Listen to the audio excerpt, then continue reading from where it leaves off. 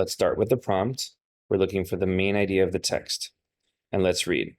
Scholars have argued that the conditions in England in the late 9th century through early 11th centuries, namely literacy and running conflicts between the kingdoms and Danish invaders, were especially conducive to the production of the Old English poem Beowulf, and they have dated the poem's composition accordingly.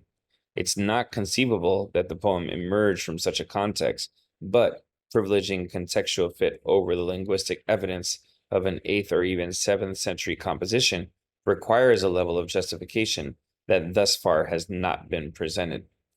So there's a lot going on in here, but we're seeing that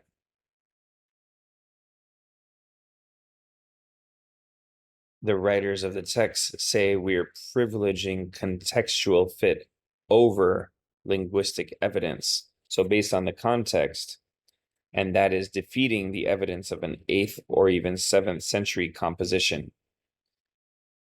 They're doing that, and they're having a justification that has not been presented so far. So they're kind of choosing between different reasons to sort of lean toward one belief of when this was written. Now, originally, scholars argued that it was in the 9th through early 11th centuries, based on the conditions. And the conditions were literacy and running conflicts. And people believed that that was conducive to the production of the poem. And they've dated the poem's composition accordingly. So before, they believed it was in the 9th or 11th centuries. And now, using these other clues, we're seeing that it would have been in this other time,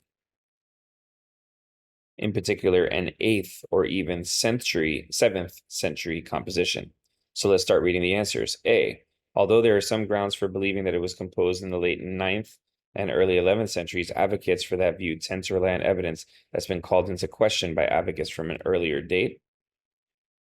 Maybe. So we'll save this for later. B, although several scholars have dated Beowulf to the 9th through early 11th centuries, others have argued that doing so privileges a controversial interpretation of the social conditions. I didn't really see anything about controversy here, so we can get rid of B. C, although Beowulf fits well with the historical context of England in the late 9th through early 11th century, it fits equally well with the historical context of England in the 7th and 8th centuries. I don't necessarily like C, because what we're seeing is that they're privileging or they're criticizing the idea of privileging contextual fit over linguistic evidence. At the end, it says, privileging contextual fit over linguistic evidence requires a level of justification that thus far has not been presented. So giving a higher priority to context over the linguistics of it, they say requires evidence that is not presented. So it's not properly sort of evidenced or backed up. So C says the two times are sort of equally well justified. And that's not what's being said. What's being said is that one of the views doesn't have enough evidence. So let's look at D. Although the claim of late 9th and early 11th century composition has some plausibility, advocates for the claim have not compellingly addressed evidence suggesting an earlier date. That just sounds perfect, because here we see this requires a level of justification that has not been presented.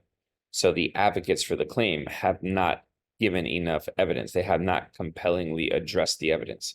So let's come back to A. Although there are some grounds for believing that it was composed in that other time, advocates for that view tend to rely on evidence that has been called into question. So we're not seeing that the evidence was called into question. We're seeing that not enough evidence has been provided according to the very last part of the text. So between A and D, we're going to go with D.